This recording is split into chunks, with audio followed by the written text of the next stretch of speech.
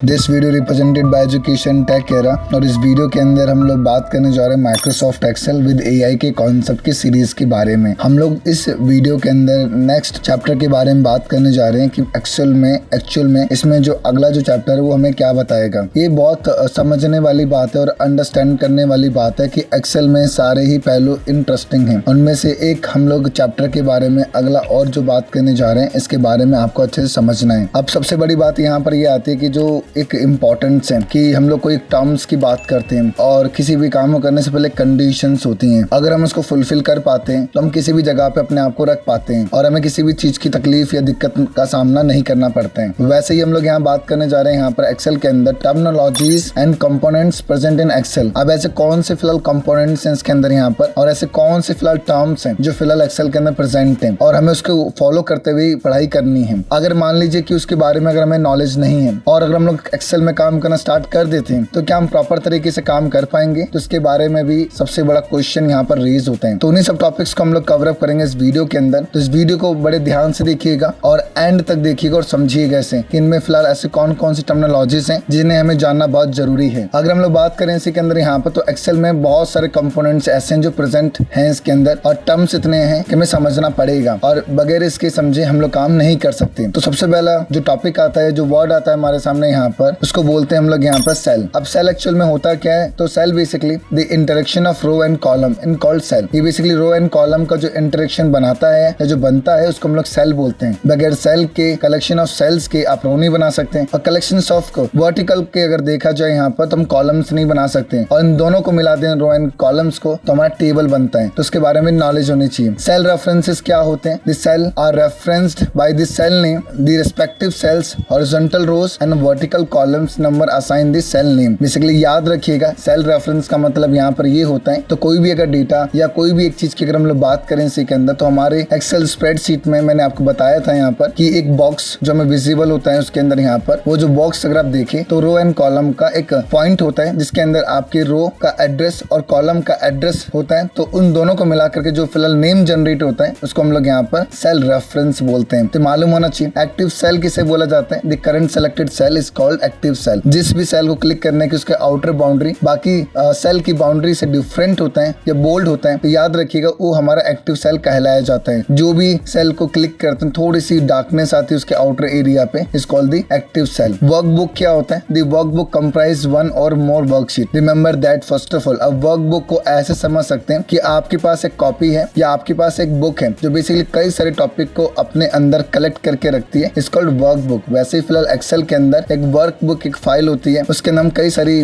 Pages को या worksheets को हम लोग यहाँ पर स्टोर कर सकते हैं। मैंने वर्कशीट को पेज से इंक्लूड किया है तो remember that first of all. Next one अगर हम देखें इसी के अंदर यहाँ पर कि वर्कशीट्स क्या होती हैं। वर्कशीट्स बेसिकली किसी इंपॉर्टेंट कॉन्सेप्ट होते हैं। तो multiple worksheets are nested with a single workbook. मैंने जैसे आपको पहली टॉपिक्स में समझाया कि वर्कबुक के अंदर हमारा वर्कशीट्स आती हैं, वैसे वर्कबुक के अंदर हमारी वर्कशीट्स मेंशन होती हैं और worksheet basically multiple rows and columns होते हैं। उसके अंदर यहाँ पर कई सारी डिटेल्स को होल्ड भी किया जाता है उसके अंदर। रिमेंबर कि वर्कबुक के अंदर हमारा वर्कशीट आता है। कई बार बच्चे गलत जवाब देते हैं, कई लोग इसको अंडरस्टूड भी गलत करते हैं कि वर्कशीट के अंदर वर्कबुक आता है जो कि गलत है। हमेशा वर्कबुक के अंदर वर्कशीट आता है। तो आप इसे बोल सकते हैं workbook is a parent and worksheet is a child. तो आप इसे इस तरह से भी डिनोट कर सकते हैं। वर्कशीट टैब क्या होता है? वर्कशीट बेसिकली जो टैब की जो बात की जा रही है यहाँ पर जो कि सबसे इंपॉर्टेंट टॉपिक भी माना जाता है। The worksheet tab is present at the bottom left of the spreadsheet. Remember that column and row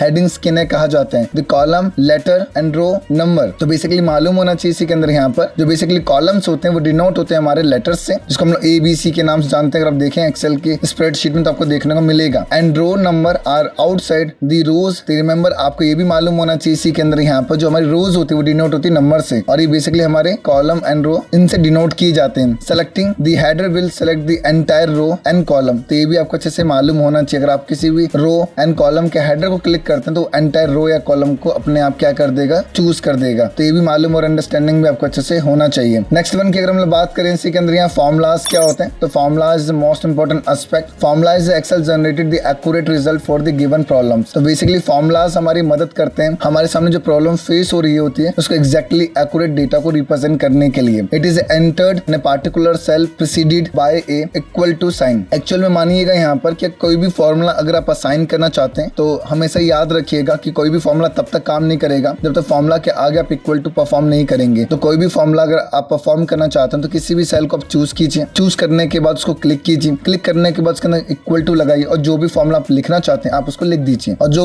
particular condition आपसे मांगे वो दे दीजिए। देन आपके सामने रिजल्ट सामने मिल जाएगा। फॉर्मूला बार क्या होता है? द फॉर्मूला बार और input bar is at the top the worksheet where the formulas और वैल्यू आर एंटर्ड। याद रखिएगा फॉर्मूला एंड फॉर्मूला बार दोनों ही अलग अलग चीजें होती हैं, ये माइंड में सेट रखना है। फॉर्मूला किसी प्रॉब्लम को सॉर्ट करने में इजी तरीके से रिप्रेजेंट करने में मदद करता है, बट फॉर्मूला बार हमें बता रहा होता है कि फॉर्मूला में लिखा क्या क्या गया है, यानी इसके पूरे सिंटेक्स जो दिखाता है हमें यहाँ पर आफ्टर फॉर्मूला अप्लाई के बाद वो हमें फॉर्मूला बार बताता है। क्योंकि जिस सेल में आप फॉर्मूला लगा करके आप एंटर मार देते हैं तो सिर्फ वो रिजल्ट शो करता है, पीछे की कोडिंग या पीछे का वो सिंटेक्स नहीं दिखाता जो एक फॉर्मूला आपने लगा रखा उस सेल के अंदर। तो याद रखिएगा किसी सेल में अगर आपने कोई फॉर्मूला इंप्लीमेंट कर रखा है तो फॉर्मूला इंप्लीमेंट करने के बाद जो अगर आपको उसको देखना है तो सिर्फ आप फॉर्मूला बार में देख सकते हैं। अगर आपको उसी सेल में ही देखना है तो आप उसको डबल टैप कर देंगे उस सेल पे जिस जगह पे आपने फॉर्मूला लगा रखा है, डेफिनेटली आप तब भी देख पाएंगे। मगर आप नॉर्मल तरीके से अगर समझे तो फॉर्मूला किसी सेल में लग जाने के बाद उसका फॉर्मूला नहीं देख सकते, ओनली फॉर रिजल्ट आप देख सकते हैं। बट फॉर्मूला बार सिर्फ वो रिजल्ट आपको नहीं दिखाता, सिर्फ आपको फॉर्मूला दिखाता है कि फॉर्मूला में आपने क्या क्या इंप्लीमेंट कर रखा है। तो दोनों में मेजर डिफरेंसेस देखने को मिलते हैं। तो remember that first of all. Filter क्या होता है? The filter option is in the sort and filter tab in the top right of the home bar in the display the user specified data in the selected row and columns. Remember that again, filter is the most important aspect. अगर आप एक Excel expert बनना चाहते हैं तो आपको इस topic के बारे में अच्छे से नॉलेज होनी चाहिए और यहाँ तक ये भी मालूम होना चाहिए किस जगह पे देखने को आपको मिलता है। ये आपको फिलहाल टैब के अंदर भी अवेलेबल है तो उसके बारे में नॉलेज और अंडरस्टैंडिंग भी होना चाहिए। तो बेसिकली अंडरस्टैंडिंग जितना अच्छे तरीके से होगा आपको तो उतना ही अच्छे तरीके से आप यूज भी कर पाएंगे। एक सिंपल सी पोजीशन है इसकी, sort and filter tab in the top right of the home bar. तो इस जगह पे देखने को हमें मिल जाता है तो उसकी नॉलेज और वेल अंडरस्टैंडिंग भी आपको अच्छे से होनी चाहिए कि हमें देखने को कहाँ मिलेगा और हम लोग इसे यूज कहाँ पर कर सकते हैं। जब एक्सेल को अपने ओपन करेंगे तो आपको राइट हैंड साइड पे देखने को मिल जाएगा टॉप हैंड साइड पे। इसकी शॉर्टकट की भी होती है, आप उसको भी अंडरस्टूड करके अपने काम को इजी परफॉर्म कर सकते हैं। अब सबसे बड़ी बात यहाँ पर ये आती है कि ऑटोफिल क्या होता है। तो autofill is a most important aspect again Excel के अंदर अगर देखी जाए बात। The autofill option fill the required data in the multiple cells and जो भी आपको डेटा की रिक्वायरमेंट होती है मल्टीपल सेल्स में जो भी होते हैं जो भी डेटा आपके पास होते हैं, the autofill option fill the requirement data in multiple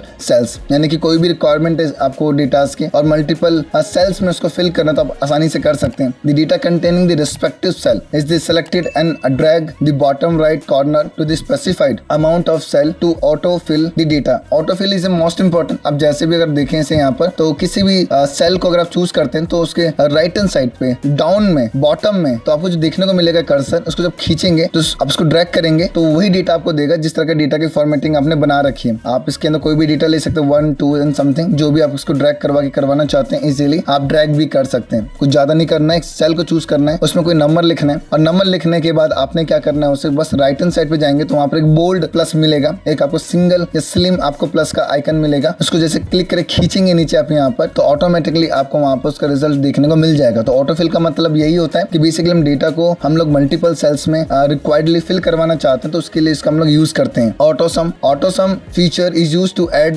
the data present in selected cell. याद रखिएगा जो भी सेल में डेटाज होते हैं उनको प्लस करने के लिए ऐड करने के लिए इसका यूज किया जाता है। The AutoSum option is present in the top right of the home page in the sort and filter tab. Remember that again, AutoSum को परफॉर्म करने की शॉर्टकट कीज भी होते हैं और ऑटोसम को परफॉर्म करने के लिए फॉर्मुलाज भी होते हैं और ऑटोसम को परफॉर्म करने के लिए हमारे पास यहाँ पर कुछ टैब में कुछ ऑप्शंस भी होते हैं जो कि हमको देखने को मिलते हैं किसी न किसी एक जगह पे। तो इसकी भी नॉलेज और अंडरस्टैंडिंग आपको अच्छे से होनी चाहिए और मुझको लगता है कि आप इसे अच्छे से समझ पा रहे हैं और अंडरस्टूड भी कर पा रहे हैं। अगर कोई टॉपिक को समझने में अगर दिक्कत होगी तो प्लीज मुझे कमेंट भी करें तो फिर समझा भी सकता हूँ उसको। नेक्स्ट वन टॉपिक की बात करें, पाइवट टेबल। पाइवट टेबल अपने आप में डिमांडेबल कंटेंट है और इसकी फिलहाल वैल्यूएशन अगर देखी जाए मार्केट में और टॉपिक्स के बारे में समझा जाए तो किसी भी एक्सपर्ट से अगर बात की आपको पाइवट टेबल आता है, हाँ डेफिनेटली आता है। करता क्या है तो बहुत इंटरेस्टिंग वे के डेटा को ये रिप्रेजेंट करता है और कैलकुलेट करने में भी आपकी मदद करते हैं। The pivot table automatically short and calculate the data for the selected data. याद रखिएगा pivot table basically automatically perform करते हैं और डेटा को शॉर्ट करना हो या कैलकुलेट करना हो तो हम लोग कर सकते हैं। पर याद रखिएगा जिस डेटा को आप चूज करेंगे सिर्फ उसी के बारे में एक्सपर्टीज प्रोवाइड करेगा। तो remember that again first of all it is presently left to the insert tab. याद रखिएगा ये आपको इंसर्ट टैब के अंदर देखने को मिलेगा और वो भी आपको स्टार्टिंग में ही आपको इसके अंदर आइकन शो हो जाएगा। तो इसके बारे में नॉलेज होनी चाहिए। एक सिंपल सी लाइन और बताते हैं पाइवट टेबल के बारे में। तो पाइवट टेबल के अंदर कोई भी डेटा को कस्टमाइज करके दिखाना चाहते हैं किसी के सामने तो आप दिखा सकते हैं। अगर पहले कॉलम के डेटा को आप आखिरी में दिखाना चाहते हैं और आखिरी के कॉलम को पहले दिखाना चाहते हैं तो ये आपके अंदर एक्सपर्टीज होती है। तो इसमें घबराने वाली बात नहीं कि हम डेटा को कस्टमाइज नहीं कर सकते, हम मैनिपुलेट नहीं कर सकते, हम मैनिपुलेशंस भी कर सकते हैं। तो इसके बारे में नॉलेज होनी चाहिए। पाइवट चार्ट बेसिकली क्या होता है, याद रखिएगा, pivot table and pivot chart ये बेसिकली मोस्टली फीचर्स को सिमिलरली प्रोवाइड करते हैं, जिनकी भी नॉलेज होनी चाहिए। बस इतना समझिएगा इसके अंदर। यहाँ पर जो पाइवट टेबल होता है वो डेटा को रो एंड कॉलम में दिखाता है, और जो पाइवट चार्ट होता है ये आपका टेबल में भी दिखाता है डेटा को, और साथ में आपको चार्ट के फॉर्म में भी रिप्रेजेंट करके आपको दिखाता है। तो वेल नॉलेज आपको अच्छे से होनी चाहिए। ये क्या है, the pivot chart represent the data in a graph format. ये ग्राफ के फॉर्मेट में डेटा को विजुअलाइज करवाता है। It is located in the middle of the insert page next to map. तो उसकी भी नॉलेज होनी चाहिए। सोर्स डेटा क्या होता है, the source data is used to create a pivot table. याद रखिएगा, सोर्स डेटा वो डेटा हो जहां से डेटा को क्रिएट करते हैं। वो डेटा फिलहाल बेसिकली आपके पास ऑनलाइन हो या बेसिकली आप उसे फिलहाल कहीं ना कहीं स्टोर कर रखा है आपने, और वहां से आप इसे इंप्लीमेंट करना चाहते हैं तो आप इसे आसानी से कर सकते हैं। इस वीडियो में फिलहाल इतना ही। अगर ये वीडियो अगर आपको अच्छी लगी तो इस वीडियो को लाइक कीजिएगा, इस चैनल को सब्सक्राइब कीजिएगा और इस वीडियो को और भी लोगों तक शेयर कीजिएगा। वादा रखता हूँ कि इसमें सारे टॉपिक्स को आपको अच्छे से कवर अप करवाए जाएंगे और आपको इसके बारे में अंडरस्टैंडिंग भी अच्छे से होगी। Thank you.